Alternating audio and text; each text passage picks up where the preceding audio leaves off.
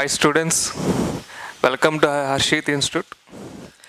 So my name is Sachinarayana, GK Current Affairs faculty. So Harshit institute ద్వారా మనకి current affairs GK అనేది మనం ప్రస్తావించడం జరుగుతుంది.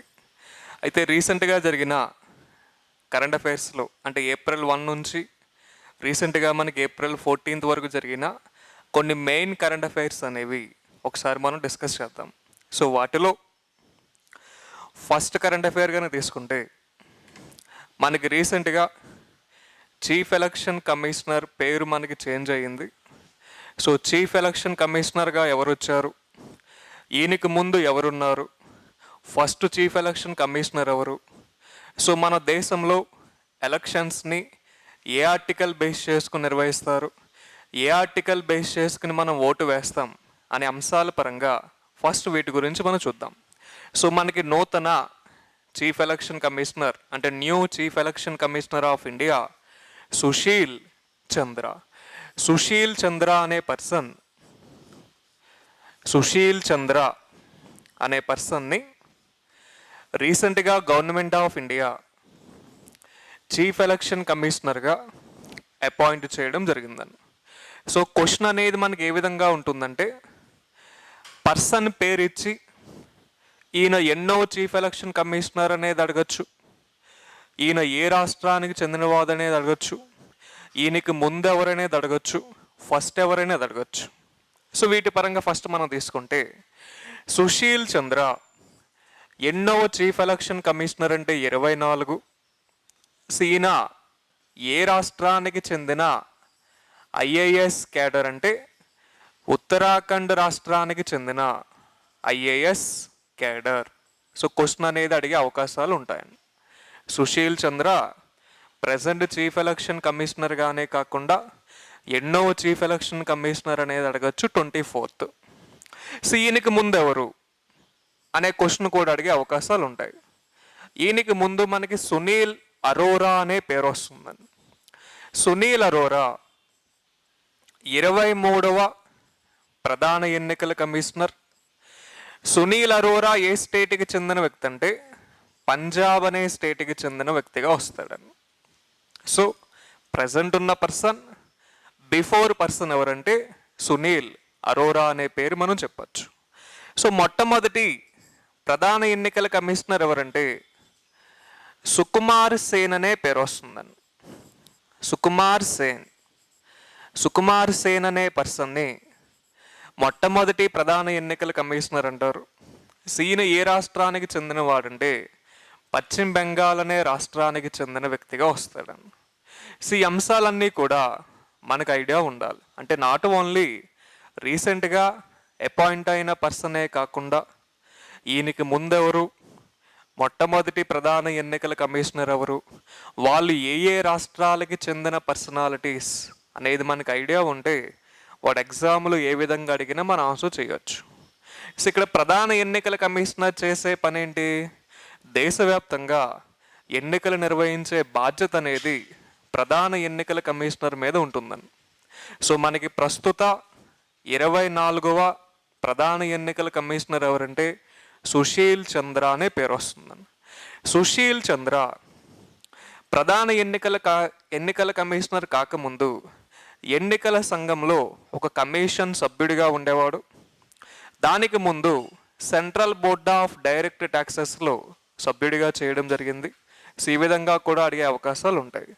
దేశవ్యాప్తంగా మనకి ఎన్నికలని ఏ ఆర్టికల్ బేస్ చేసుకుని నిర్వహిస్తారు, ఏ ఆర్టికల్ బేస్ చేసుకొని మనం ఓటు హక్కు వినియోగించుకుంటామనే క్వశ్చన్స్ కనుక వేస్తే, దేశవ్యాప్తంగా ఎన్నికల యొక్క నిర్వహణ ప్రక్రియని ఆర్టికల్ 324ని బేస్ చేసుకుని నిర్వహిస్తారని. సో మనకి భారత రాజ్యాంగంలో అధికార భాషలు ఏంటంటే 22 భాషలు వస్తాయి. సో భారత రాజ్యాంగం ప్రకారం మనకి అధికార భాషలు 22 అయితే ప్రజెంట్ దేశవ్యాప్తంగా ఉండే రాష్ట్రాల సంఖ్య ఎంతంటే 28 రాష్ట్రాలు వస్తాయని. సో దేశవ్యాప్తంగా రాజకీయ పరిపాలన అంశాలకు సంబంధించి దేశంలో ఉండే ప్రజలకి మంచి ప్రజాస్వామ్యాన్ని అందించాలనే ఉద్దేశంతో మనకి ఎన్నికల నిర్వహణ ప్రక్రియ నిర్వహించేది ఎవడంటే కేంద్ర ప్రధాన ఎన్నికల కమిషనర్. సో ఏ ఆర్టికల్ బేస్ చేసుకుని మనకి ఎలక్షన్స్ నిర్వహిస్తారనే క్వశ్చన్ కనుక అడిగితే ఆర్టికల్ 324 అనేది వస్తుందండి. సో ఇక్కడ క్వశ్చన్ మరికొన్ని విధాలుగా అడగచ్చు. ఏంటా క్వశ్చన్స్ అంటే, దేశవ్యాప్తంగా మొట్టమొదటి ఎన్నికలను ఏ సంవత్సరంలో నిర్వహించారనేది అడగచ్చు. రీసెంట్గా జరిగిన లోక్సభ ఎన్నికలు ఎన్నోదనేది అడగచ్చు. సో అంశాల పరంగా కూడా మనం తీసుకుందాం. దేశవ్యాప్తంగా మొట్టమొదటిసారిగా ఎన్నికల ప్రక్రియని మనకి 1952వ సంవత్సరంలో నిర్వహించడం జరిగింది. సో 2019వ సంవత్సరంలో జరిగిన లోక్సభ ఎన్నికలు ఎన్నోవ లోక్సభ అంటే 17వ లోక్సభ ఎన్నికలుగా చెప్తారు. సో మొట్టమొదటి ఎన్నికలు అనేది మనకి 1952 అంటున్నాం. రీసెంట్గా జరిగిన ఎన్నికలని 17వ లోక్సభ ఎన్నికలు అంటున్నాం. ఈ 17వ లోక్సభ ఎన్నికల్లోనే బీజేపీ పార్టీ రెండవసారి విజయం సాధించి దేశంలో రాజకీయ పార్టీ పరంగా రెండవసారి వారు అధికారంలోకి రావడం జరిగిందండి. సో ఇక్కడ లోక్సభ అంటున్నాం. సో ప్రస్తుత లోక్సభ స్పీకర్ ఎవరంటే మనకి ఓం ప్రకాష్ బిర్లా అనే పేరు వస్తుందండి. సో ఓం ప్రకాష్ బిర్లా ప్రస్తుత 17వ లోక్సభ స్పీకర్. ఈయన ఏ రాష్ట్రానికి చెందినవాడంటే గుజరాత్ అనే రాష్ట్రానికి చెందిన వ్యక్తి. మొట్టమొదటి లోక్సభ స్పీకర్ ఎవరంటే జీవి మౌలాంకర్ అనే పేరు వస్తుందండి. సో జీవి మౌలాంకర్ అనే పర్సన్ మొట్టమొదటి లోక్సభ స్పీకర్. సో ఓం ప్రకాష్ బిర్లా రాజస్థాన్ స్టేట్కి చెందిన వ్యక్తి అయితే జీవి మౌలాంకర్ గుజరాత్ అనే స్టేట్కి చెందిన వ్యక్తిగా వస్తాడండి. సో మనకి రీసెంట్గా జరిగిన లోక్సభ ఎన్నికలు ఏంటంటే 17వ లోక్సభ ఎన్నికలు. ప్రస్తుత లోక్సభ స్పీకర్ మొట్టమొదటి లోక్సభ స్పీకర్ ఓం ప్రకాష్ బిర్లా రాజస్థాన్, జీవి మౌలాంకర్ గుజరాత్ అనే రాష్ట్రాన్ని మనం చెప్పచ్చు. సో ఇక్కడ పాయింట్ ఏంటంటే, దేశవ్యాప్తంగా ప్రధాన ఎన్నికల కమిషనర్గా ఎవరు వచ్చారనే క్వశ్చన్ కనుక వేస్తే సుశీల్ చంద్ర. ఆయనకి ముందెవరు, మొట్టమొదటి ప్రధాన ఎన్నికల కమిషనర్ ఎవరు మనకు తెలియాలి. దేశవ్యాప్తంగా ఎన్నికల ప్రక్రియలో ఓటు హక్కుని వినియోగించుకోవడానికి ఏ ఆర్టికల్ని మనం వినియోగిస్తామంటే ఆర్టికల్ 325 అనేది వస్తుందండి. ఆర్టికల్ 325 ఆధారంగా దేశవ్యాప్తంగా ఎన్నికల ప్రక్రియలో భాగంగా ఓటు హక్కు వినియోగించుకునే అవకాశం మనకు కల్పించడం జరిగింది. ఏ ఆర్టికల్ బేస్ చేసుకుని ఎలక్షన్స్ నిర్వహిస్తారంటే ఆర్టికల్ 324ని బేస్ చేసుకుని నిర్వహిస్తారు. సో ఇక్కడ ఎలక్షన్స్ అనేవి మనకి రాజకీయ పార్టీలకి సంబంధించి వచ్చే అంశం. దేశవ్యాప్తంగా మనకి మంచి పరిపాలన అంశాలను అందిస్తానికి ఎన్నుకునే ఒక ప్రక్రియ. సో ఇక్కడ పాయింట్ ఏంటంటే, ప్రజెంట్ మనకి దేశవ్యాప్తంగా చాలా రాజకీయ పార్టీలు ఉంటాయి. వీటిలో జాతీయ రాజకీయ పార్టీలుగా వేటిని చెప్తారు అనేది ఒక చిన్న ఎగ్జాంపుల్ మనం తీసుకుందాం. సో ప్రజెంట్ మనకి జాతీయ రాజకీయ పార్టీలు అనేవి ఎన్నో వస్తాయి, వాటి పేర్లేంటి, వాటిని ఏ ఇయర్స్లో స్థాపించారనే చూద్దాం. సో జాతీయ రాజకీయ పార్టీలు, జాతీయ రాజకీయ పార్టీలు దేశవ్యాప్తంగా నేషనల్ పొలిటికల్ పార్టీస్గా వేటిని చెప్తారనే క్వశ్చన్స్ అడిగే అవకాశాలు మనకు ఉంటాయి. సో వాటిలో జాతీయ రాజకీయ పార్టీల్లో ఫస్ట్ మనకి ఇండియన్ నేషనల్ కాంగ్రెస్ వస్తుంది, తర్వాత సిపిఐ వస్తుంది, తర్వాత సిపిఐఎం వస్తుంది, తర్వాత బీజేపీ వస్తుంది, తర్వాత బిఎస్పి వస్తుంది, తర్వాత ఆల్ ఇండియా తృణమూల్ కాంగ్రెస్ వస్తుంది, తర్వాత ఎన్సిపి వస్తుంది, నేషనలిస్ట్ కాంగ్రెస్ పార్టీ, తర్వాత NPP National People's Party. So దేశవ్యాప్తంగా మనకి జాతీయ రాజకీయ పార్టీల సంఖ్య ఎంతంటే 8. వాటి యొక్క పేర్లు ఇవే. ఐఎన్సి అంటే ఏం చెప్తున్నామంటే ఇక్కడ ఇండియన్ నేషనల్ కాంగ్రెస్ అని చెప్తారు. సో ఇండియన్ నేషనల్ కాంగ్రెస్ అనే పార్టీని ఏ ఇయర్లో స్థాపించారనే క్వశ్చన్ కనుక వేస్తే ఇండియన్ నేషనల్ కాంగ్రెస్ని 1885లో స్థాపించడం జరిగింది. Present Indian national Congress president ఎవరంటే సోనియా గాంధీ అనే పేరు మనం చెప్పచ్చు. సిపిఐ పార్టీని స్థాపించింది 1925. CPIM communist party of India Maoist. BJP అంటే భారతీయ జనతా పార్టీ. బిఎస్పి అంటే బహుజన సమాజ్వాద్ పార్టీ. ఏఐటిఎంసి అంటే All India Trinamool Congress. All India Trinamool Congress ఎవరిదంటే మమతా బెనర్జీ యొక్క రాజకీయ పార్టీగా వస్తుందని. సో మమతా బెనర్జీ ఏ రాష్ట్రానికి చెందిన ముఖ్యమంత్రి అంటే మనకి వెస్ట్ బెంగాల్ గవర్నర్ ఎవరంటే జగదీప్ ధంగడ్. ఈ అంశాల పరంగా తీసుకోవచ్చు. ఎన్సిపి అంటే Nationalist Congress party, Sharad Pawar అనే పర్సన్కి చెందిన పార్టీగా వస్తుంది. ఎన్పిపి అంటే నేషనల్ పీపుల్స్ పార్టీ, మేఘాలయ స్టేట్కి చెందిన పార్టీగా వస్తుందని. సో దేశవ్యాప్తంగా మనకి జాతీయ రాజకీయ పార్టీలు ఏంటంటే 8, వాటికి సంబంధించి వచ్చే ముఖ్యమైన సమాచారం. సో ఈ అంశాలన్నీ కూడా మనకి ఇంటర్లింకింగ్గా వస్తాయని, వీటి గురించి మనకు తెలియాలి. So first chief election commissioner ఎవరంటే సుకుమార్ సేన్. ఆయన ఏ రాష్ట్రం అంటే వెస్ట్ బెంగాల్. ప్రజెంట్ 24వ చీఫ్ ఎలక్షన్ కమిషనర్ ఎవరంటే సుశీల్ చంద్ర. ఆయన ఏ రాష్ట్రం అంటే ఉత్తరాఖండ్. 23వ చీఫ్ ఎలక్షన్ కమిషనర్ ఎవరంటే సునీల్ అరోరా. ఆయన ఏ రాష్ట్రం అంటే పంజాబ్. దేశంలో ఏ ఆర్టికల్ బేస్ చేసుకుని మనకి ఎలక్షన్స్ నిర్వహిస్తారంటే ఆర్టికల్ 324. ఏ ఆర్టికల్ బేస్ చేసుకుని ఓటు హక్కు వినియోగించుకుంటారంటే ఆర్టికల్ 325. దేశవ్యాప్తంగా ఉండే జాతీయ రాజకీయ పార్టీలు అంటే 8 పార్టీలు, వాటి యొక్క పేర్లు వాటిని ఏ ఇయర్స్లో స్థాపించారు అనేది. సో కాంగ్రెస్ పార్టీ ప్రెసిడెంట్ ఎవరంటే Sonia Gandhi. BJP party president ఎవరంటే జేపీ నడ్డా. జగత్ ప్రకాష్ నడ్డా అనే పర్సన్ ప్రజెంట్ బీజేపీ పార్టీ ప్రెసిడెంట్గా మనం తీసుకోవచ్చు. సో జేపీ నడ్డా బీజేపీ పార్టీకి ఎన్నో అధ్యక్షుడు అంటే 11వ అధ్యక్షుడిగా తీసుకోవచ్చు. సో ఇటువంటి అంశాలన్నీ కూడా మనకి ఇంటర్లింకింగ్గా వస్తాయి. మనకి మొట్టమొదటి లోక్సభ ఎలక్షన్స్ నుంచి 17వ లోక్సభ ఎలక్షన్స్ వరకు దేశంలో ఓటు హక్కు వినియోగించుకున్న పర్సన్ ఎవరంటే శ్యామ్ శరణ్ నెగ్గి అనే పేరు వస్తుందని.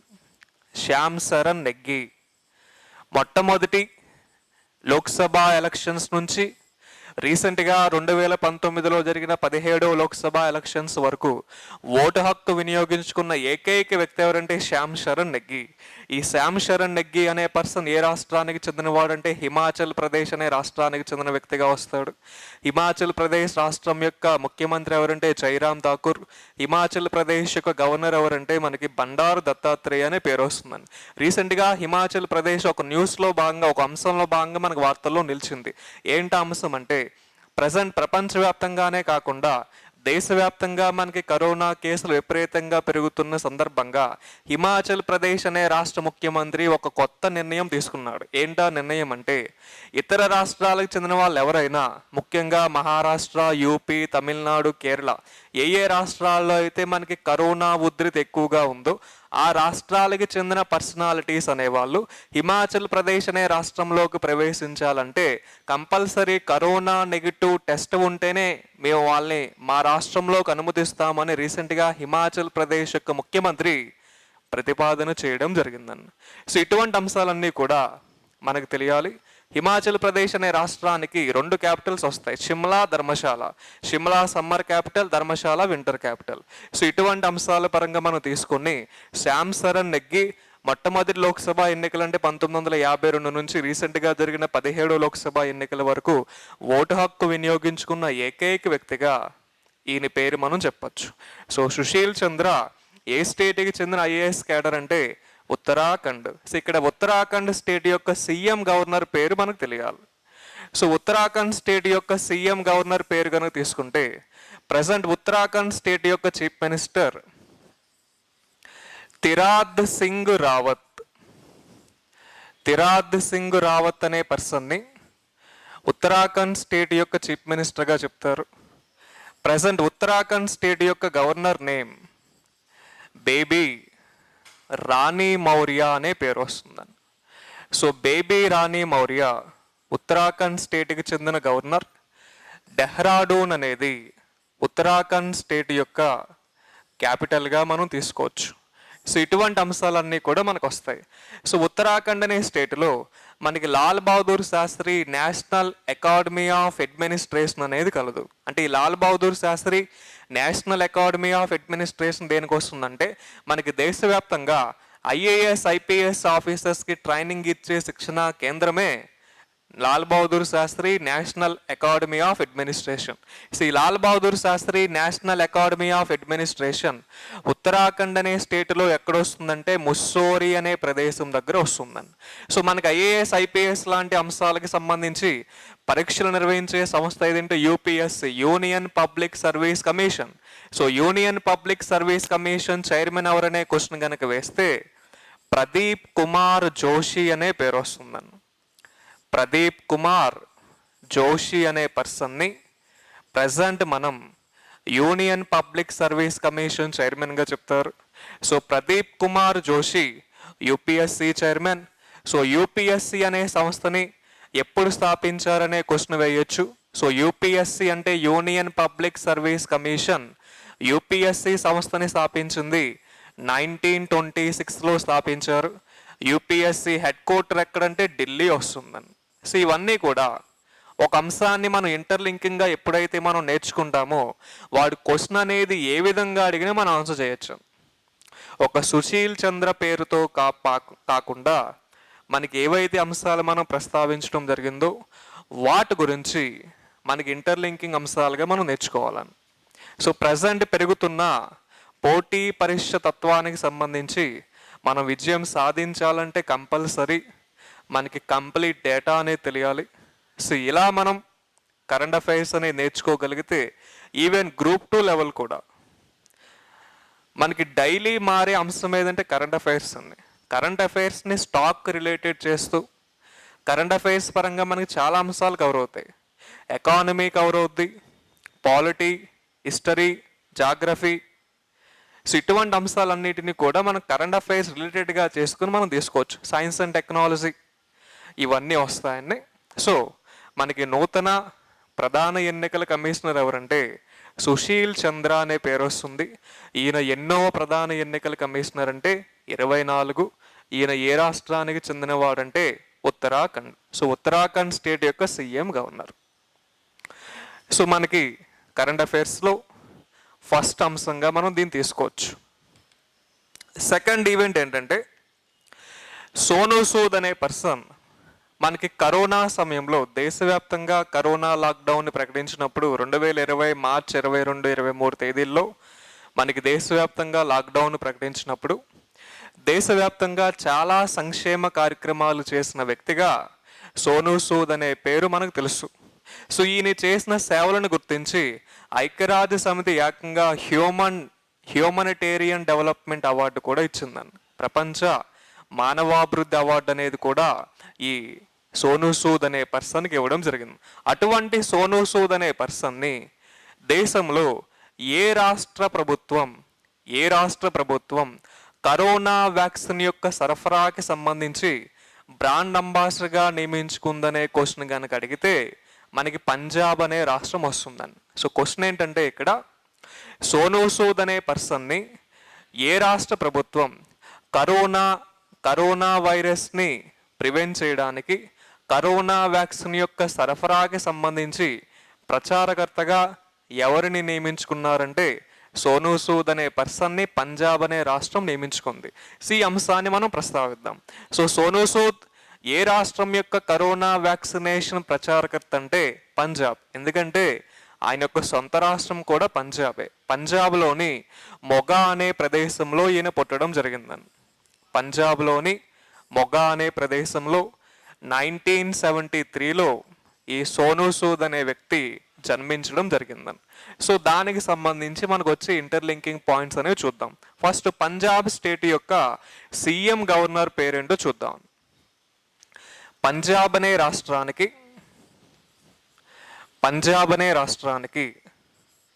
ప్రస్తుత సీఎం ఎవరంటే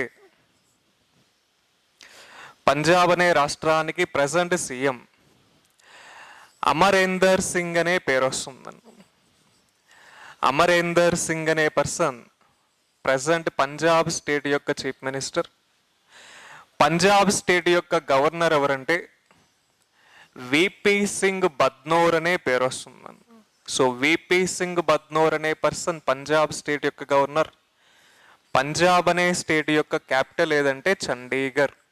సో క్వశ్చన్ అనేది మనకి అడిగే అవకాశం కంపల్సరీ ఉంటుందండి. సోనూ సూద్ అనే పర్సన్ని ఏ రాష్ట్ర ప్రభుత్వం కరోనా వైరస్ యొక్క నియంత్రణకి సంబంధించి కరోనా వ్యాక్సిన్ యొక్క ప్రచారకర్తగా నియమించిందంటే పంజాబ్ అనే రాష్ట్ర ప్రభుత్వం అని చెప్పచ్చు. సో ఇక్కడ పాయింట్ ఏంటంటే పంజాబ్ అనే రాష్ట్రానికి సంబంధించిన ప్రచారకర్తగా వస్తాడు. ఆయన ఒక సొంత రాష్ట్రం అనేది కూడా మనం చెప్పాం. ఐక్యరాజ్య సమితి ఏ అవార్డు ఇచ్చిందని కూడా చెప్పాం. ఇక్కడ ఐక్యరాజ్య సమితి అనే అంశాన్ని మనం పాయింట్అవుట్ చేసాం. సో ఐక్యరాజ్య సమితి ప్రస్తుత సెక్రటరీ జనరల్ ఎవరనే క్వశ్చన్ అడిగే అవకాశాలు ఉంటాయి. ఐక్యరాజ్య సమితి ప్రస్తుత సెక్రటరీ జనరల్ యాంటోనియా గుటారెట్స్ అనే పేరు వస్తుందండి. యాంటోనియా గుటారెట్స్ అనే పర్సన్ ప్రజెంట్ ఐక్యరాజ్య సమితి యొక్క 9వ సెక్రటరీ జనరల్గా చెప్పచ్చు. ఐక్యరాజ్య సమితి అన్న యుఎన్ఓ అన్న ఒకటే. సో యుఎన్ఓని ఫామ్ చేసింది మనకి 1945 అక్టోబర్ 24వ తేదీ వస్తుందండి.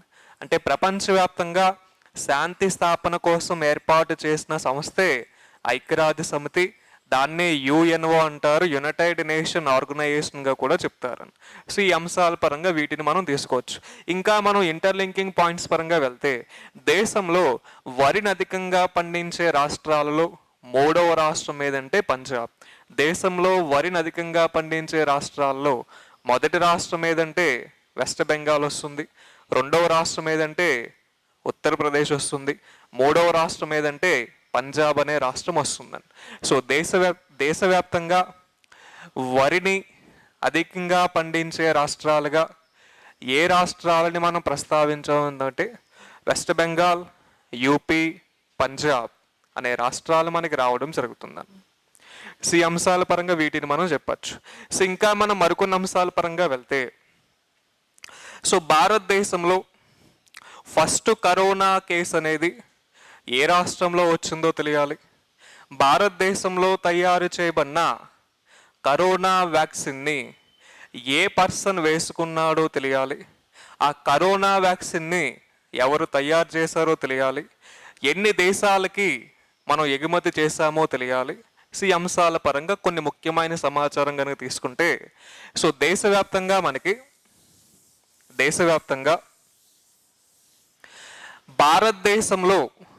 భారతదేశంలో తయారు చేయబడిన కరోనా వ్యాక్సిన్ ఏదంటే కోవాక్సిన్ అనే వ్యాక్సిన్ వస్తుందని. ఈ కోవాక్సిన్ అనే వ్యాక్సిన్ని తెలంగాణ హైదరాబాద్కి చెందిన భారత్ బయోటెక్ అనే కంపెనీ తయారు చేయడం జరిగింది. ఆ భారత్ బయోటెక్ కంపెనీ యొక్క సిఎండి పేరు అడిగే అవకాశాలు ఉంటాయండి.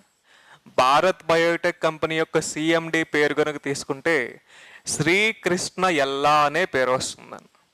శ్రీకృష్ణ ఎల్లా అనే పర్సన్ భారత్ బయోటెక్ కంపెనీ యొక్క చైర్మన్ మేనేజింగ్ డైరెక్టర్గా వస్తాడండి. సో భారతదేశంలో తయారు చేసిన మొట్టమొదటి కరోనా వ్యాక్సిన్. సో మనకి దేశవ్యాప్తంగా కరోనా వ్యాక్సినేషన్ యొక్క ప్రాసెస్ మనకి ఏ తేదీని జరిగిందనే క్వశ్చన్ అడిగే అవకాశాలు ఉంటాయి. దేశవ్యాప్తంగా కరోనా వ్యాక్సినేషన్ ప్రాసెస్ అనేది మనకి 2 డేట్స్ అనేవి మనకి రావడం జరుగుతుంది. ఒకటి ఆల్రెడీ మనకి జనవరి 16 వస్తే కరోనా వ్యాక్సినేషన్ యొక్క 2వ తేదీ కనుక తీసుకుంటే మార్చి 1. సో దేశవ్యాప్తంగా తయారు చేసిన కరోనా వ్యాక్సిన్ పేరు కోవాక్సిన్. ఆ కరోనా వ్యాక్సినేషన్ ప్రాసెస్ని మనకి ఏ తేదీల్లో స్టార్ట్ చేశారంటే ఫస్ట్ కరోనా వ్యాక్సినేషన్ ప్రాసెస్ 2021 జనవరి 16, సెకండ్ కరోనా వ్యాక్సినేషన్ ప్రాసెస్ 2021 మార్చి 1. సో దేశవ్యాప్తంగా కరోనా వ్యాక్సిన్ని వేసుకున్న ఫస్ట్ పర్సన్ ఎవడంటే ఢిల్లీకి చెందిన మున్సిపాలిటీ వర్కర్గా పేరు పొందిన మనీష్ కుమార్ అనే పేరు వస్తుందండి. సో మనీష్ కుమార్ అనే పర్సన్ దేశవ్యాప్తంగా కరోనా వ్యాక్సిన్ని వేసుకున్న మొట్టమొదటి వ్యక్తి. ఈయన ఢిల్లీకి చెందిన మున్సిపాలిటీ వర్కర్. సో ఢిల్లీ అనేది మనకి కేంద్రపాలిత ప్రాంతం. మనకి ప్రస్తుతం కేంద్రపాలిత ప్రాంతాలు ఏంటంటే 8 కేంద్రపాలిత ప్రాంతాలు వస్తాయి. సో ఢిల్లీ చీఫ్ మినిస్టర్ ఎవరంటే మనకి అరవింద్ కేజ్రీవాల్ అనే పేరు వస్తుంది. అరవింద్ కేజ్రీవాల్ అనే person present Delhi chief minister. And Delhi lieutenant governor పేరు అనిల్ బైజాల్ అనే పేరు వస్తుంది. సో ఢిల్లీ లెఫ్టినెంట్ గవర్నర్ పేరు అనిల్ బైజాల్, చీఫ్ మినిస్టర్ అరవింద్ కేజ్రీవాల్. కొన్నిసార్లు అరవింద్ కేజ్రీవాల్ యొక్క రాజకీయ పార్టీ గురించి అడిగే అవకాశాలు ఉంటాయి. ఏఏపీ, ఏఏపీ అంటే ఆమ్ ఆద్మీ పార్టీ. సో ఆమ్ ఆద్మీ పార్టీని ఎప్పుడు ఫామ్ చేశారనే క్వశ్చన్ కనుక వేస్తే మనకి 2006వ సంవత్సరంలో ఆమ్ ఆద్మీ పార్టీని ఫామ్ చేయడం జరిగింది. ఎలా ఢిల్లీ అనే అంశం పరంగా తీసుకుంటే, సో ఢిల్లీకి చెందిన మనీష్ కుమారే దేశంలో ఫస్ట్ కరోనా వ్యాక్సిన్ని వేసుకున్న పర్సనాలిటీగా చెప్పచ్చు. సో ఇవే కాకుండా భారత్లో ప్రజెంట్ ఎన్ని కరోనా వ్యాక్సిన్స్ మనకి అందుబాటులో ఉన్నాయి అనే క్వశ్చన్ అడిగే అవకాశాలు ఉంటాయి. సో భారత్లో ప్రజెంట్ మనకి ఎన్ని కరోనా వ్యాక్సిన్స్ అందుబాటులో ఉన్నాయంటే 3 ఉన్నాయి. సో వాటి పేర్లు ఏంటో చూద్దాం. దేశవ్యాప్తంగా ఎన్ని కరోనా వ్యాక్సిన్స్ మనకు అందుబాటులో ఉన్నాయంటే ఆల్రెడీ కోవాక్సిన్ చెప్పాం. రెండవ వ్యాక్సిన్ పేరు కోవిషీల్డ్ అనే వ్యాక్సిన్ ఒకటి, కోవిషీల్డ్ అనేది వస్తుంది. మూడవ వ్యాక్సిన్ పేరు స్ముత్నిక్ వ్యాక్సిన్. సో దేశవ్యాప్తంగా మనకి కరోనా నిర్మూలనకి సంబంధించి ఎన్ని వ్యాక్సిన్స్ మనకు అందుబాటులో ఉన్నాయని క్వశ్చన్ కనుక వేస్తే 3 కరోనా వ్యాక్సిన్స్ అనే వస్తాయి. సో కోవాక్సిన్ ఎవరు తయారు చేశారని ఆల్రెడీ మనం చెప్పాం, ఎవరు? Bharat Biotech company. మరి కోవిషీల్డ్ ఎవరు తయారు చేశారంటే ఆక్స్ఫర్డ్ యూనివర్సిటీతో భాగస్వామ్యం చేసుకొని ముంబై మహారాష్ట్రకు చెందిన, అంటే పూణే మహారాష్ట్రకు చెందిన సీరం ఇన్స్టిట్యూట్ ఆఫ్ ఇండియా తయారు చేసిన వ్యాక్సిన్ పేరే కోవిషీల్డ్ వస్తుందని. Serum Institute of India present MD CEO పేరు కనుక తీసుకుంటే, Serum Institute of India present MD CEO Adar Poonawalla అనే పర్సన్ సీరం ఇన్స్టిట్యూట్ ఆఫ్ ఇండియాకి సంబంధించి ఎండి చీఫ్ ఎగ్జిక్యూటివ్ ఆఫీసర్గా వస్తాడు. ఈ సీరం ఇన్స్టిట్యూట్ ఆఫ్ ఇండియా ఎక్కడ ఉందంటే మహారాష్ట్రలోని పూణే అనే ప్రదేశంలో కలదు. సో ప్రజెంట్ దేశవ్యాప్తంగా కరోనా ఉధృతి ఎక్కువ ఉన్న రాష్ట్రం ఏదంటే మహారాష్ట్ర. సో మహారాష్ట్ర ప్రస్తుత చీఫ్ మినిస్టర్ ఎవరంటే ఉద్ధవ్ థాక్రే అనే పేరు వస్తుంది. Uddhav Thackeray present Maharashtra chief minister. Bhagat Singh Koshyari present Maharashtra గవర్నర్గా చెప్తారని. సో మహారాష్ట్ర అధికార పార్టీ ఏదంటే శివసేన అనే పార్టీ ఏ రాష్ట్రంలో అధికారంలో ఉందంటే మహారాష్ట్ర. శివసేన పార్టీని స్థాపించింది 1966. సో క్వశ్చన్స్ అనేవి మనకి ఇలా కూడా అడగచ్చు. దేశవ్యాప్తంగా కరోనా ఉధృతి అధికంగా ఉండే రాష్ట్రంలో ఏ పార్టీ అధికారంలో ఉందంటే శివసేన అనే పార్టీని స్థాపించింది ఎప్పుడంటే 1966 అని చెప్పచ్చు. సో శివసేన ఏ స్టేట్కి చెందిన అధికార పార్టీ అంటే మహారాష్ట్ర. శివసేన అనే పార్టీని ఏ ఇయర్లో స్థాపించారంటే 1966. సో ముంబై మహారాష్ట్రని భారతదేశం యొక్క ఆర్థిక రాజధానిగా కూడా మనం చెప్తాం. అంటే ఎందుకు ముంబైని ఆర్థిక రాజధాని అంటామంటే మనకి చాలా ఆర్థిక కార్యకలాపాల యొక్క సంస్థలన్నీ కూడా ముంబైలో కలవు. For example reserve bank of India కానీ, ఎల్ఐసి కానీ, స్టేట్ బ్యాంక్ ఆఫ్ ఇండియా కానీ, సెబీ కానీ, నాబార్డ్ కానీ ఇవన్నీ ముంబైలో కలవు. కాబట్టి వాటిని ఆధారం చేసుకొని ముంబైని ఫైనాన్షియల్ క్యాపిటల్ ఆఫ్ ఇండియా అని చెప్తారని. సో దేశంలో 3వ కరోనా వ్యాక్సిన్ ఏదంటే స్ముత్నిక్ వ్యాక్సిన్. ఈ స్ముత్నిక్ అనే వ్యాక్సిన్ రష్యా తయారు చేసిన వ్యాక్సిన్ అని. సో ఇక్కడ పాయింట్ ఏంటంటే ప్రపంచవ్యాప్తంగా కరోనాకి సంబంధించి వ్యాక్సిన్ని తయారు చేసిన దేశం భారతదేశం కాదు. మొట్టమొదటి దేశం ఏదంటే రష్యా. సో రష్యా అనే దేశం ఈ స్ముత్నిక్ అనే వ్యాక్సిన్ని ఏ తేదీన విడుదల చేయడం జరిగిందంటే 2020 ఆగస్టు 12. 2020 ఆగస్టు 12నే ప్రపంచంలో మొట్టమొదటిసారిగా కరోనాకి వ్యాక్సిన్ని కనిపెట్టిన మొట్టమొదటి దేశం ఏదంటే రష్యా. ఈ స్ముత్నిక్ అనే పేరు ఏ విధంగా వచ్చిందంటే దీనికి ఒక చిన్న స్టోరీ మనం చెప్పాలి. ఏంటంటే మనకి సైన్స్ అండ్ టెక్నాలజీ పరంగా అంతరిక్ష ప్రయోగాల అంశాలకు సంబంధించి ప్రపంచంలో మొట్టమొదటిసారిగా అంతరిక్షంలోకి ఉపగ్రహాన్ని ప్రవేశపెట్టిన దేశం ఏదన్నా రష్యానే, అంతరిక్షంలోకి హ్యూమన్ బీయింగ్ని ప్రవేశపెట్టిన దేశం అన్న రష్యానే వస్తుందని. సో ప్రపంచవ్యాప్తంగా అంతరిక్షంలో ప్రవేశపెట్టిన మొట్టమొదటి ఉపగ్రహం పేరు స్ముత్నిక్. ఈ స్ముత్నిక్ అనే ఉపగ్రహం పేరు మీదుగానే స్ముత్నిక్ వ్యాక్సిన్ అనే పేరు రావడం జరిగిందండి. సో ప్రపంచంలో మొట్టమొదటిసారిగా అంతరిక్షంలో ప్రవేశపెట్టిన ఉపగ్రహం పేరు స్ముత్నిక్. ఈ స్ముత్నిక్ అనే ఉపగ్రహాన్ని రష్యా ఎప్పుడు ప్రవేశపెట్టిందంటే 1957. సో ఆ ఉపగ్రహం పేరు మీదుగానే కరోనా వైరస్ సంబంధించి కరోనా వ్యాక్సిన్ని కూడా రష్యా 2020 ఆగస్టు 12వ తేదీన మనకు విడుదల చేయడం జరిగిందండి. సో ప్రపంచంలో కరోనాకి వ్యాక్సిన్ని కనిపెట్టిన మొట్టమొదటి దేశం ఏదంటే రష్యా. సో రష్యా 2 విధాలుగా వస్తుంది. హ్యూమన్ బీయింగ్ సంబంధించి స్ముత్నిక్ వి వస్తుంది. యానిమల్స్ సంబంధించి కూడా కరోనా వ్యాక్సిన్ని కనిపెట్టిన మొట్టమొదటి దేశం రష్యా. సో రష్యా యానిమల్స్ కోసం కనిపెట్టిన వ్యాక్సిన్ పేరేంటనేది కూడా చూద్దాం. యానిమల్స్ కోసం కనిపెట్టిన వ్యాక్సిన్ పేరు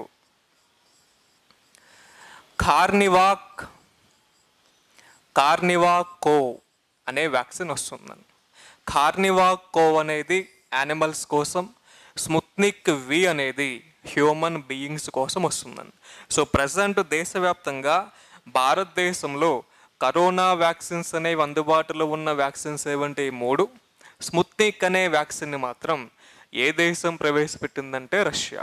సో రష్యా హ్యూమన్ బీయింగ్స్ కోసం వ్యాక్సిన్ని ప్రవేశపెట్టడం జరిగింది, జంతువుల కోసం కూడా వ్యాక్సిన్ని ప్రవేశపెట్టడం జరిగిందని. సో ఇక్కడ రష్యా అంటున్నాం కాబట్టి రష్యా క్యాపిటల్ కరెన్సీ అధ్యక్షుడి పేరు అనేది మనం చూద్దామండి ఒకసారి. సో రష్యా క్యాపిటల్ కనుక తీసుకుంటే మాస్కో అనేది వస్తుంది. రష్యా కరెన్సీ కనుక తీసుకుంటే రూబెల్ అనేది వస్తుంది. రష్యా ప్రెసిడెంట్ ఎవరంటే వ్లాదిమిర్ పుతిన్ అనే పేరు వస్తుందండి. సో వ్లాదిమిర్ పుతిన్ అనే పర్సన్ ఏ దేశానికి చెందిన అధ్యక్షుడు అంటే రష్యా దేశానికి చెందిన అధ్యక్షుడు.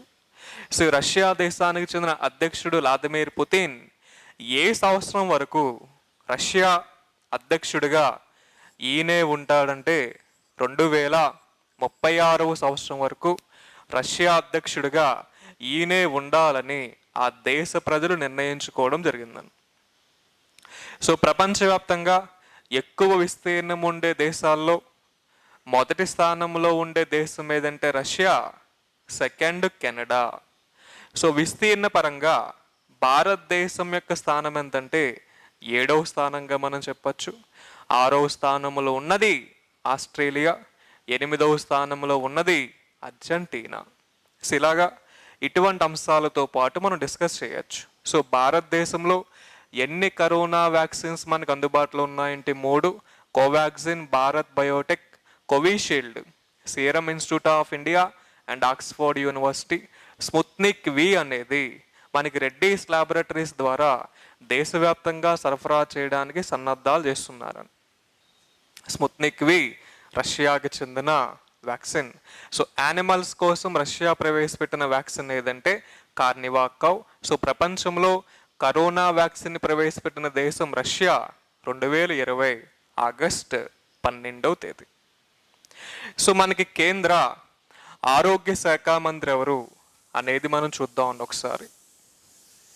కేంద్ర ఆరోగ్య శాఖ మంత్రి హర్షవర్ధన్ కుమార్ అనే పేరు మనకి రావడం జరుగుతుందని. హర్షవర్ధన్ కుమార్ కేంద్ర ఆరోగ్య శాఖ మంత్రిగా మనం తీసుకోవచ్చు. కేంద్ర ఆరోగ్య శాఖ మంత్రి, సైన్స్ అండ్ టెక్నాలజీ శాఖ మంత్రి ఈయన వస్తాడు. హర్షవర్ధన్ కుమార్ యొక్క నియోజకవర్గం ఢిల్లీలోని చాందినీ చౌక్ అనే ప్రదేశం వస్తుందండి. ఢిల్లీలోని చాందినీ చౌక్ అనే ప్రదేశం మనకి రావడం జరుగుతుందండి. సో దేశవ్యాప్తంగా నీతి ఆయోగ్ అనే సంస్థ ఏ రాష్ట్రాలని అత్యంత ఆరోగ్యకరమైన రాష్ట్రాలుగా ప్రకటించిందంటే కేరళని, తమిళనాడుని, ఆంధ్రప్రదేశ్ని ప్రకటించడం జరిగిందని. సో మనకి దేశవ్యాప్తంగా అత్యంత ఎక్కువ జీవితకాల ప్రమాణ రేటు ఉన్న రాష్ట్రం ఏదంటే కేరళ, అతి తక్కువ జీవితకాల ప్రమాణ రేటు ఉన్న రాష్ట్రం ఏదంటే ఉత్తరప్రదేశ్. సో భారతదేశంలో highest life spanning state Kerala వస్తుంది, లోయెస్ట్ లైఫ్ స్పానింగ్ స్టేట్ అనేది మనకి ఉత్తరప్రదేశ్ వస్తుందని. దేశవ్యాప్తంగా అత్యంత ఆరోగ్యకరమైన రాష్ట్రాలు ఏవంటే నీతి ఆయోగ్ అనే సంస్థ ప్రకారం మనకి 3 రాష్ట్రాలు వస్తాయి. కేరళ ఫస్ట్, తమిళనాడు సెకండ్, ఆంధ్రప్రదేశ్ అనేది 3వ స్థానంలో వస్తుందని. కేరళకి సంబంధించి మనం రీసెంట్ కరెంట్ అఫైర్ కనుక తీసుకుంటే ప్రజెంట్ మనకి దేశవ్యాప్తంగా పార్లమెంటరీ ఎలక్షన్స్ అనేవి ఎన్ని రాష్ట్రాల్లో నిర్వహించారనే క్వశ్చన్ కనుక వేస్తే కేరళ, అస్సాం, తమిళనాడు, వెస్ట్ బెంగాల్ ఈ 4 రాష్ట్రాల్లో మనకి పార్లమెంటరీ ఎలక్షన్స్ అనేవి నిర్వహించడం జరిగింది. ఈ 4 రాష్ట్రాలతో పాటు ఒక కేంద్రపాలిత ప్రాంతం కూడా ఉందండి, అదే పాండిచ్చేరి. సో పాండిచ్చేరికి లెఫ్టినెంట్ గవర్నర్ ఎవరంటే తెలంగాణ గవర్నర్ని అపాయింట్ చేయడం జరిగింది. తెలంగాణ స్టేట్ యొక్క గవర్నర్ ఎవరంటే తమిళసాయి సౌందర్యరాజన్. సో తెలంగాణ ఆంధ్రప్రదేశ్ నుంచి ఎప్పుడు సెపరేట్ అయ్యిందనే క్వశ్చన్ కనుక అడిగితే 2014 జూన్ 2వ తేదీన తెలంగాణ సెపరేట్ రాష్ట్రంగా ఏర్పాటు అవ్వడం జరిగిందని. ప్రజెంట్ తెలంగాణలో అధికార పార్టీ ఏదంటే టిఆర్ఎస్, తెలంగాణ రాష్ట్రీయ సమితి. తెలంగాణ రాష్ట్రీయ సమితిని ఏ సంవత్సరంలో స్థాపించారనే క్వశ్చన్ కనుక వేస్తే 2001. 2001లో టిఆర్ఎస్ అనే రాజకీయ పార్టీని ప్రవేశపెట్టడం జరిగిందని. ఇలాగా ఒకదానికొకటి మనం ఇంటర్లింకింగ్గా తీసుకొని వెళ్ళచ్చు. సో భారతదేశంలో అత్యంత ఆరోగ్యకరమైన రాష్ట్రాలుగా ఏ రాష్ట్రాలని నీతి ఆయోగ్ అనౌన్స్ చేసిందంటే కేరళని, తమిళనాడుని, ఆంధ్రప్రదేశ్ని. భారతదేశంలో అతి ఎక్కువ జీవితకాల ప్రమాణ రేటు ఉన్న రాష్ట్రం కేరళ, అతి తక్కువ జీవితకాల ప్రమాణ రేటు ఉన్న రాష్ట్రం ఉత్తరప్రదేశ్. అరౌండ్ 77 సంవత్సరాలు కేరళ అయితే 67 సంవత్సరాలు మాత్రమే ఉత్తరప్రదేశ్. ప్రపంచంలో అతి ఎక్కువ జీవితకాల ప్రమాణ రేటు ఉన్న దేశం ఏదంటే జపాన్ అండి. జపాన్ యొక్క జీవితకాల ప్రమాణ రేటు 81 సంవత్సరాలు. భారతదేశం యొక్క జీవితకాల ప్రమాణ rate 70.8 years. So average India life span ఎంతంటే 70.8 ఇయర్స్. అంటే భారతదేశానికి జపాన్ దేశానికి దాదాపుగా 10 సంవత్సరాల వ్యత్యాసం ఉందని.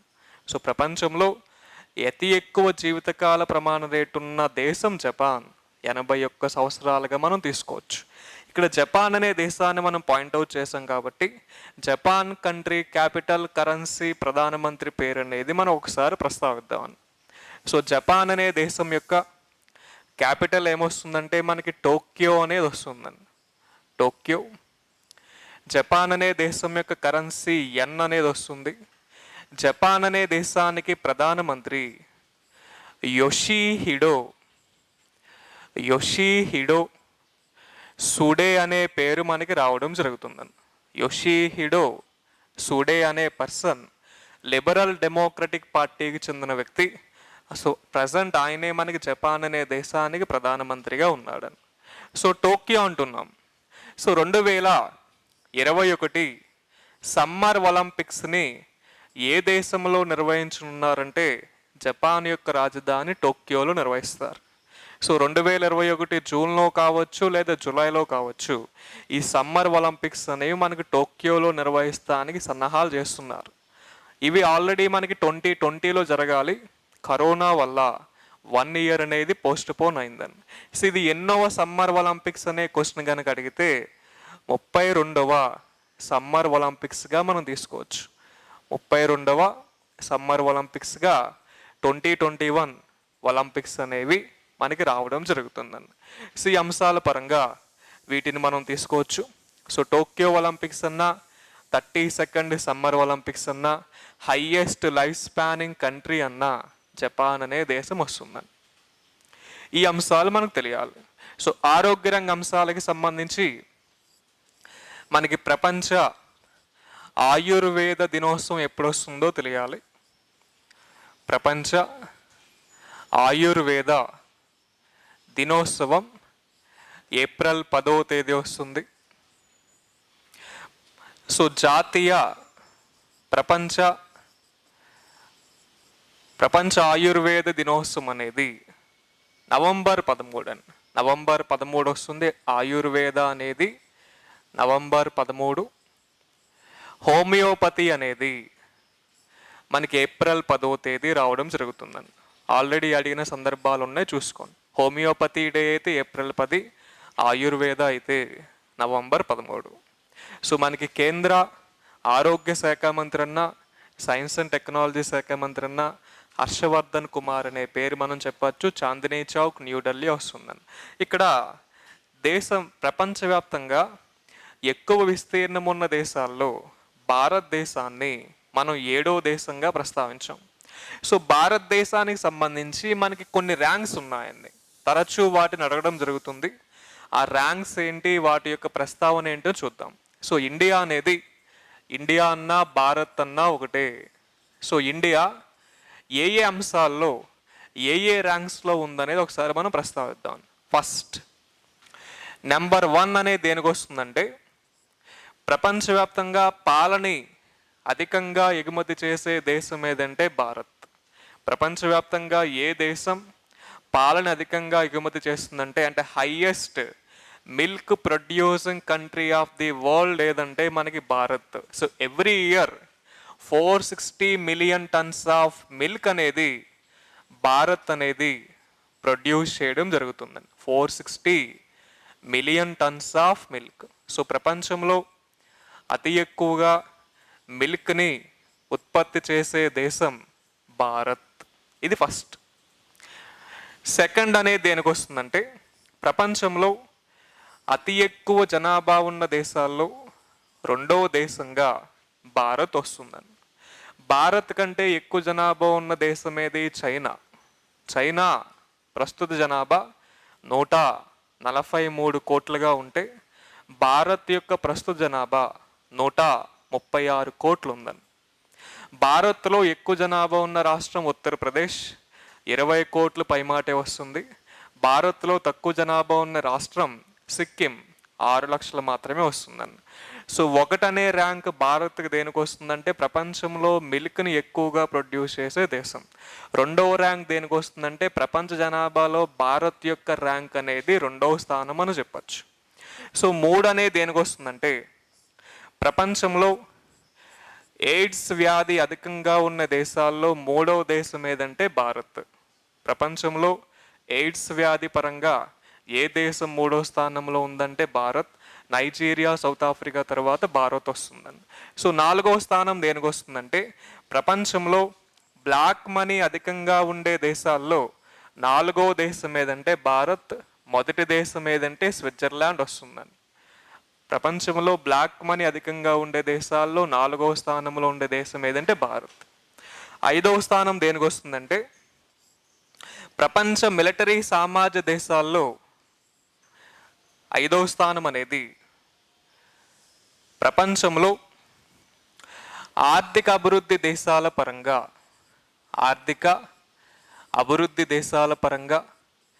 5వ స్థానంలో భారత్ రావడం జరుగుతుందండి. అంటే లార్జెస్ట్ ఎకానమీ కంట్రీస్ వైజ్ కనుక తీసుకుంటే భారత్ యొక్క ర్యాంక్ అనేది 5. సో 4వ స్థానం మనకు 2 విధాలుగా వస్తుంది. బ్లాక్ మనీ అధికంగా కలిగి ఉన్న దేశాల పరంగానే కాకుండా ప్రపంచంలో మిలిటరీ సామర్థ్యం అధికంగా ఉన్న దేశాల్లో కూడా భారత్ యొక్క ర్యాంక్ అనేది 4. క్లియర్. సో ఇక్కడ ఈ అంశాలతో పాటు 1 అనేది మిల్క్ ప్రొడ్యూసింగ్లో, 2 అనేది జనాభాలో, 3 అనేది ఎయిడ్స్లో, 4 బ్లాక్ మనీలో కావచ్చు, లేదా మిలిటరీ సామర్థ్యం అధికంగా ఉండే దేశాల పరంగా కావచ్చు. 5 అనేది ప్రపంచంలో లార్జెస్ట్ ఎకానమీ కంట్రీస్లో భారత్ ర్యాంక్ అనేది 5వ స్థానంగా మనం తీసుకోవచ్చు. 7 అనేది దేనికి వస్తుందంటే మనకి ముఖ్యంగా విస్తీర్ణ పరంగా. 8 అనేది దేనికి వస్తుందంటే, ప్రపంచంలో తీవ్రవాద ప్రభావం అధికంగా ఉన్న దేశాల్లో భారత్ యొక్క ర్యాంక్ ఎంతంటే 8. ఫస్ట్ ఏ దేశం అంటే ఆఫ్ఘనిస్తాన్. ఇలా మనం చెప్పుకుంటూ పోతే ప్రతి దానికి ఇంటర్లింకింగ్ పాయింట్ని మనం తీసుకొని వెళ్ళచ్చు. సో ఇక్కడ ఫైనల్ అంశం ఏంటంటే, సోనూ సూద్ అనే వ్యక్తిని ఏ రాష్ట్ర ప్రభుత్వం కరోనా వ్యాక్సిన్ యొక్క సరఫరాకి సంబంధించి కావచ్చు, కరోనా వైరస్ని నిరోధించడానికి సంబంధించి ప్రచారకర్తగా నియమించుకుందంటే పంజాబ్. సో పంజాబ్ అనే రాష్ట్రం యొక్క ముఖ్యమంత్రి ఎవరంటే అమరేందర్ సింగ్. విపి సింగ్ బద్నోర్ అనే పర్సన్ మనకి గవర్నర్గా రావడం జరుగుతుందండి. సో ఇవన్నీ మనకి అంశాలుగా తీసుకోవచ్చు. సో ప్రజెంట్ భారత్లో ఎన్ని కరోనా వ్యాక్సిన్స్ మనకు అందుబాటులో ఉన్నాయంటే 3 ఉన్నాయి. కోవాక్సిన్ ఒకటి, కోవిషీల్డ్ ఒకటి, స్పుత్నిక్ వి ఒకటి. సో ప్రపంచంలో కరోనాకి వ్యాక్సిన్ని తయారు చేసిన మొట్టమొదటి దేశం రష్యా. ప్రపంచంలో జంతువులకి కూడా కరోనా వ్యాక్సిన్ని తయారు చేసిన మొట్టమొదటి దేశం ఏదంటే రష్యానే. స్పుత్నిక్ వి అనేది హ్యూమన్ బీయింగ్స్కి వస్తే, కార్నివాకోవ్ అనేది మనకి యానిమల్స్ కోసం వస్తుందండి. ప్రపంచంలో అతి ఎక్కువ విస్తీర్ణం ఉన్న దేశం రష్యా. భారత్ యొక్క స్థానం ఎంతంటే 7వ స్థానంగా మనం చెప్పచ్చు. సో 2021 సమ్మర్ ఒలింపిక్స్ని ఎక్కడ నిర్వహించున్నారంటే టోక్యో. టోక్యో ఏ దేశం యొక్క రాజధాని అంటే జపాన్. జపాన్ ప్రధానమంత్రి ఎవరంటే యోషిహిడో సుడే అనే పేరు వస్తుంది. జపాన్ రాజధాని ఎన్. టోక్యో అనేది క్యాపిటల్, కరెన్సీ అనేది ఎన్ వస్తుందండి. సో మనకి కేంద్ర ఆరోగ్య శాఖ మంత్రి ఎవరంటే హర్షవర్ధన్ కుమార్ అనే పేరు మనకి రావడం జరుగుతుందండి. సో ఈ విధంగా ప్రతిదానికి మనం ఇంటర్లింకింగ్ తీసుకుంటే, సబ్జెక్ట్ అనేది మనం ఇలా నేర్చుకుంటే వన్స్ మన గ్రూప్ 2లో కూడా ఈ టైప్ ఆఫ్ క్వశ్చన్స్ మనకి అడిగే అవకాశాలు 100కి 100% ఉంటాయండి. క్లియర్? సో మనకి రీసెంట్గా జరిగిన అంశాల్లో సెకండ్ అంశంగా మనం దీన్ని తీసుకోవచ్చు. ఫస్ట్ మనం సుశీల్ చంద్ర గురించి చెప్పాం, సెకండ్ సోను సూద్ గురించి మనం చెప్పాం. సో మిగిలిన అంశాలు అనేవి మనం నెక్స్ట్ క్లాస్లో ప్రస్తావిద్దాం. All the best.